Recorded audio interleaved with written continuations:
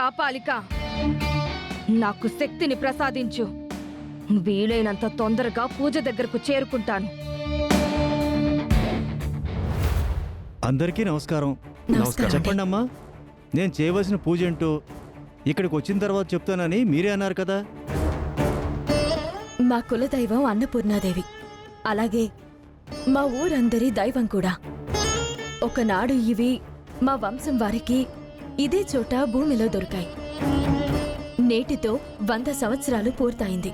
అందుకే ఈ భూమికి పూజను చేసుకోవాలని అనుకుంటున్నాము.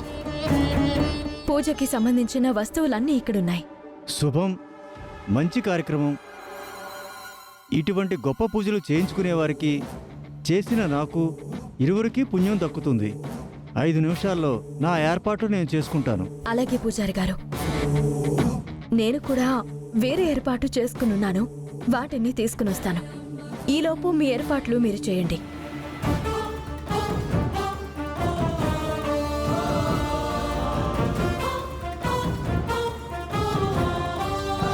ఏమి ఏర్పాట్లు చేసుకుంది? ముక్కు పుడక అపహరణకి గురి కాబోతుందని తెలిసిన తర్వాత కూడా ఇంత ధైర్యంగా ఎలా ఉండగలుగుతుంది?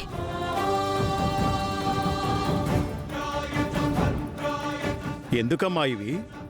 ఇప్పుడు మీకో విషయం చెప్తాను. అందరూ జాగ్రత్తగా వినండి.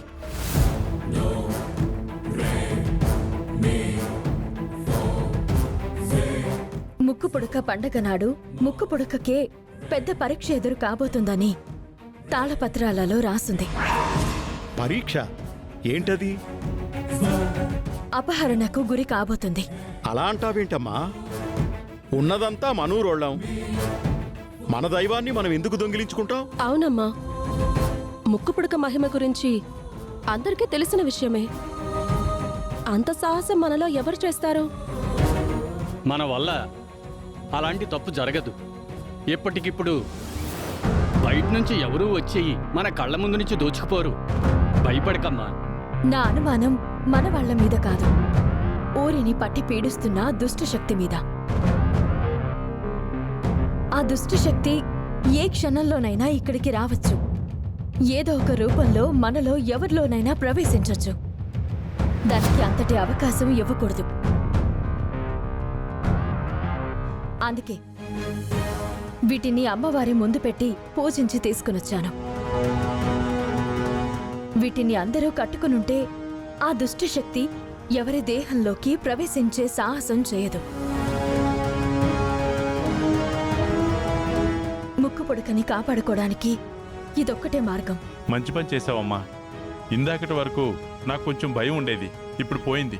అవునమ్మా, ఇటువంటి వాటి జోలికి దుష్టశక్తి రాలేదు. వీటిలో దైవశక్తి నిండి ఉంటుంది. దుష్టశక్తిని నిలవరిస్తుంది, దాంతో పోరాడుతుంది. వసీకరకు పెద్ద గండం ఎదురైంది. ముక్కు పుడకను దొంగలించడం ఇక తన వల్ల కాదు.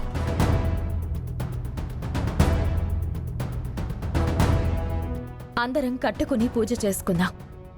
నేను ఆల్రెడీ కట్టుకున్నాను, మీరు కట్టుకోండి.